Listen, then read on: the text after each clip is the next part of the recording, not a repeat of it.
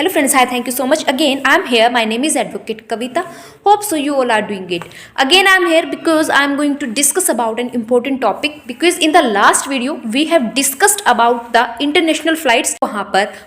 क्या कंपनसेशन है जो प्रोवाइड करवाई जाती है और डेथ उस पर्सन की हो जाती है जो कि ब्रेड विनिंग पर्सन है, जिसकी अर्निंग के बेस पर पूरा फैमिली है जो सर्वाइव करता है। अगर उस पर्सन की डेथ हो जाती है तो वहाँ पर कितनी अमाउंट की कंपनसेशन है जो फैमिली मेम्बर्स को दी जाती है, हमने लास्ट वीडियो में डिस्कस किया था।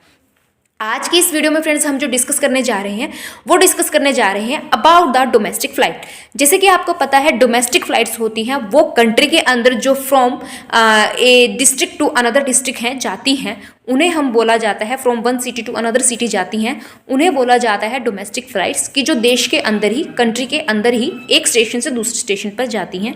तो उन्हें डोमेस्टिक फ़्लाइट्स बोला जाता है। तो बेसिकली फ्रेंड्स ये वीडियो जैसे कि बात है अबाउट द डोमेस्टिक फ़्लाइट्स, अगर वो क्रैश हो जाती है और उसमें कोई भी ब्रेड विनिंग पर्सन है जिसके अर्निंग्स के बेस पर पूरी फैमिली है जो सर्वाइव करती है वो एक्सपायर हो गया है, अगर वो एक्सपायर हो गया है तो वहाँ पर जो कंपनसेशन है कैसे प्रोवाइड करवाई जाती है, आज इस वीडियो का यही प्रोसीजर रहने वाला है। जैसे फ्रेंड्स मैंने आपको लास्ट वीडियो में बताया था अबाउट द इंटरनेशनल फ्लाइट कि भाई उसमें कंपनसेशन प्रोवाइड करवाई जाती है in the form of the SDR, क्योंकि इंडिया ने साइन किए हुए हैं मॉन्ट्रियल कन्वेंशन में, जो कि SDR के रूप में है जो कंपनसेशन प्रोवाइड करवाता है, जिसको डॉलर्स में कन्वर्ट किया जाता है किसी फॉरेन जो एक बहुत हाई लेवल की फॉरेन करेंसी है जिनकी वैल्यू है मार्केट में, उसमें कन्वर्ट किया जाता है। उसके बाद उनको अपनी अपनी कंट्रीज़ की जो वैल्यू है उसमें कन्वर्ट करके कंपनसेशन प्रोवाइड करवाई जाती है। ये जो कंपनसेशन है SDR में थी। अब इस वीडियो में जो हम डोमेस्टिक फ़्लाइट्स के बारे में बात कर रहे हैं इसमें SDR का अभी फ़िलहाल में ऐसा कोई प्रोसीजर है जो फॉलो नहीं किया जाता, बिकॉज ये डोमेस्टिक फ़्लाइट्स हैं तो यहाँ पर दो तरह से कंपनसेशन है प्रोवाइड करवाई जा सकती है। एक केस तो ये हो जाता है कि भाई जो गवर्नमेंट है in the case of the plane crash, वहाँ पर काफ़ी बार जो गवर्नमेंट होती है कंपनसेशन प्रोवाइड करवा देती है मुआवजे के तौर पर फैमिलीज़ को उनके सर्वाइवल के लिए, क्योंकि उनके घर का जो करता था, जो कमाने वाला पर्सन था वो एक्सपायर हो गया है, वहाँ पर मुआवजा दिया जाता है बाय द गवर्नमेंट। अब यहाँ पर सेकंड पॉइंट आ जाता है, जो फ्लाइट जिसमें वो पैसेंजर था जिसने अपना सफ़र तय किया था उस फ्लाइट की तरफ से, उस एयरलाइंस की तरफ से कंपनसेशन प्रोवाइड करवाई जाती है। तो जो कंपनसेशन प्रोवाइड करवाई जाती है बाय दैट एयरलाइन, वो कंपनसेशन प्रोवाइड करवाई जाती है जिसकी अमाउंट 10 से लेकर 20 लाख रुपए तक हो सकती है, जो कि इंटरनेशनल फ्लाइट्स के कंपैरिजन बहुत ही कम है। हाँ जी, यहाँ पर SDR में जो पेमेंट है नहीं की जाती, यहाँ पर पेमेंट की जाती है इन रुपीज़ ही, बिकॉज जो इंडिया की करेंसी है उसमें पेमेंट की जाती है। यहाँ पर 10 से 20 लाख की जो कंपनसेशन है वो प्रोवाइड करवाई जाती है। तो यहाँ पर जो बात आ जाती है कि भाई 10 से 20 लाख की कंपनसेशन है जो बाय एयरलाइंस है प्रोवाइड करवाई जाती है। अब यहाँ पर बात करते हैं हम कि भाई कंपनसेशन ठीक है प्रोवाइड करवाई जाती है, क्या इतना ईजी है कंपनसेशन लेना फ्रॉम द एयरलाइंस?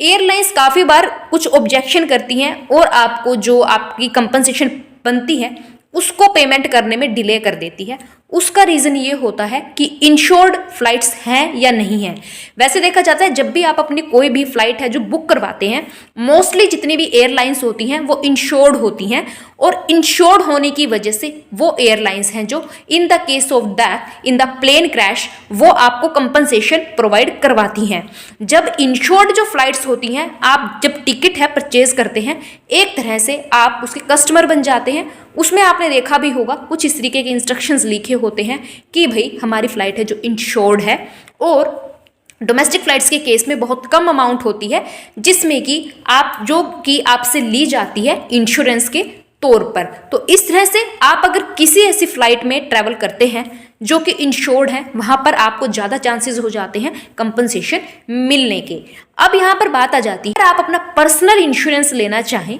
जो पर्सनल इंश्योरेंस होता है उसके बेनिफिट्स एयरलाइंस के इंश्योरेंस से काफ़ी एडिशनल बेनिफिट्स रखते हैं। तो इस तरह से वहाँ पर आपके लिए एक सजेशन यही है कि आप हो सके तो अपना ट्रैवलिंग एजेंसीज जैसे होती हैं, जब भी आप ऑनलाइन टिकट परचेज करते हैं आपको इंश्योरेंस के लिए वहाँ पर बोला जाता है कि आप अपना पर्सनल इंश्योरेंस है वो ले सकते हैं, क्योंकि आपको वो पर्सनल इंश्योरेंस में एक्स्ट्रा बेनिफिट्स हैं जो प्रोवाइड करवाते हैं। इंटरनेशनल फ़्लाइट्स है जो, उसमें अगर आप पर्सनल इंश्योरेंस लेंगे या जो फ़्लाइट्स होती हैं जैसे मैंने बताया मोस्टली इंश्योर्ड होती हैं, तो इंटरनेशनल फ़्लाइट्स तो हाई लेवल पे हो गया फ्रॉम द डोमेस्टिक फ़्लाइट्स, तो वो फ़्लाइट्स भी मोस्टली इंश्योर्ड होती हैं और आपको कंपनसेशन वहाँ पर इंश्योरेंस की वजह से मिल भी जाता है, क्योंकि वो फ़्लाइट इंश्योर्ड थी। आपने टिकट जब परचेज़ की तो उसके थ्रू आपने एक इंश्योरेंस की अमाउंट भी उनको पे की थी। इस तरह से अगर आप वहाँ पर पर्सनल इंश्योरेंस लेते हैं तो आपके लिए कहीं ना कहीं वो बेनिफिट होगा, क्योंकि वो आपको अदर बेनिफिट्स देगा। इंटरनेशनल फ़्लाइट्स के केस में आपके लिए वहाँ पर अगर कुछ ऐसी प्रॉब्लम होती है, this type of the miss happening होती है, तो वहाँ पर आपके लिए other type of the facilities भी होती हैं। अगर इस तरह की मिस हैपनिंग ना हो तो भी अगर आपने एक्स्ट्रा इंश्योरेंस लिया हुआ, आपका मीन टू से पर्सनल इंश्योरेंस लिया हुआ है, तो उस इंश्योरेंस में इन the case of the international flights आपके पास वहाँ पर स्टे करने के लिए भी फैसिलिटीज़ है जो प्रोवाइड करवाई जाती है अगर किसी भी तरह की कुछ भी प्रॉब्लम क्रिएट होती है ड्यूरिंग द ट्रैवलिंग। तो इस तरह से फ्रेंड्स इंटरनेशनल फ्लाइट भी है, पर्सनल इंश्योरेंस का है जो एक फैक्टर रखता है। अगर आप करवाएंगे तो आपके लिए बहुत बेनिफिट होगा और आपको कंपनसेशन क्लेम करने में किसी भी तरह की कोई दिक्कत नहीं आएगी। अब फ्रेंड्स हम यहाँ पर बात करते हैं, जैसे मैंने आपको बताया था अबाउट द अमाउंट, जैसे मैंने आपको बताया अबाउट द अमाउंट, तो यहाँ पर जो अमाउंट डिसाइड की गई है वो 10 से 20 के बीच में की गई है। वो डिपेंड करता है कि जो पर्सन एक्सपायर हुआ है due to the plane crash, उसकी पोजीशन, पर्सन है कितना कैपेबल था कमाने के लिए, उसके रैंक को देखते हुए, पोजीशन को देखते हुए उसकी जो कैलकुलेशंस हैं कंपनसेशन की वो कैलकुलेट की जाती हैं और वो फैमिली को प्रोवाइड करवाई जाती हैं। इसीलिए जो कंपनसेशन मुआवजा की जो दर होती है और जो अमाउंट होती है वो डिफरेंट होती है from family to family, from person to person. अब यहाँ पर बात आ जाती है कि अगर जो compensation by the airlines in the case of the international and in the case of the domestic flights है जो प्रोवाइड करवाई गई है, अगर आप उससे सहमत नहीं हैं, पहले हम बात करते हैं about the international flights. International flights में जैसे मैंने लास्ट वीडियो में मेंशन किया था, इतने अमाउंट की SDR है जो प्रोवाइड करवाई जाती है, आपको इतने अमाउंट का कंपनसेशन प्रोवाइड करवाया जाता है। लेकिन आप उससे सहमत नहीं हैं, आपको लगता है आपको जो मुआवजा है, कंपनसेशन है, इससे ज़्यादा मिलनी चाहिए थी, तो जो स्पेसिफिक अमाउंट है by the convention, Montreal convention है जो डिसाइड की गई है कि in the case of the death due to the plane crash हम इतनी अमाउंट की जो कंपनसेशन है, SDR है, पे करेंगे। लेकिन आपको लगता है आपको उससे ज़्यादा मिलनी चाहिए, तो आप कोर्ट में जा सकते हैं। कोर्ट में जब आप जाएंगे,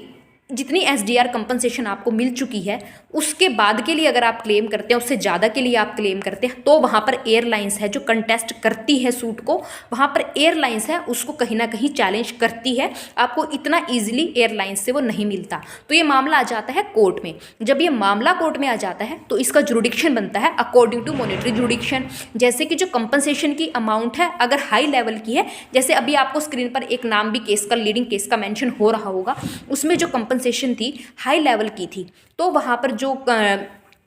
अप्रोच किया गया, वहाँ पर अप्रोच किया गया नेशनल कंज्यूमर फॉर्म को। तो वहाँ पर because of the monetary jurisdiction, national जो कंज्यूमर फर्म है वहाँ पर उसका जुरिडिक्शन बनता था। तो इसी तरह से जुरिडिक्शन है जो on the basis of the monetary, on the basis of the amount of compensation decide किया जाता है। अगर फिर भी आप वहाँ से सहमत नहीं हैं, नेशनल कंज्यूमर जो रिड्रेसल है, अगर वहाँ से भी आप उसकी अमाउंट से, कंपनसेशन की जो अमाउंट डिक्लेयर की गई है बाय दैट फॉर्म, अगर आप वहाँ से सहमत नहीं हैं तो आप इसकी अपील में भी आगे इन द हाई कोर्ट और इन द सुप्रीम कोर्ट जाकर क्लेम कर सकते हैं। तो इस तरह से फ्रेंड्स ये नेशनल कंज्यूमर फॉर्म से लेकर हाई कोर्ट और सुप्रीम कोर्ट तक इसका जुरिडिक्शन बन जाता है in the form of appeal also. तो अगर फ्रेंड्स इस तरह का कोई कंपनसेशन है in the case of the domestic flights, अगर आप उसको चेंज करना चाहें, आप उस अमाउंट को क्लेम करते हैं कि हमें इतना कंपनसेशन नहीं, हमें इससे ज़्यादा कंपनसेशन मिलना चाहिए, और आप बाय द एयरलाइंस जो कंपनसेशन दी गई है आप उससे सहमत नहीं हैं, आप ज़्यादा अमाउंट क्लेम करना चाहते हैं, तो आप जो भी आपका जुरिडिक्शन बनता है कंज्यूमर फार्म के लिए, आप उसमें जाकर केस फाइल कर सकते हैं और एक्स्ट्रा अमाउंट के लिए क्लेम, कंपनसेशन के लिए क्लेम कर सकते हैं। अगर वहाँ से भी आप सहमत नहीं हैं तो आप हाई कोर्ट और सुप्रीम कोर्ट में जाकर उसकी अपील कर सकते हैं। तो होप सो फ्रेंड्स आपको ये वीडियो बहुत अच्छी लगी हो। If you like this video please share this video, like this video and subscribe my channel. Thank you so much.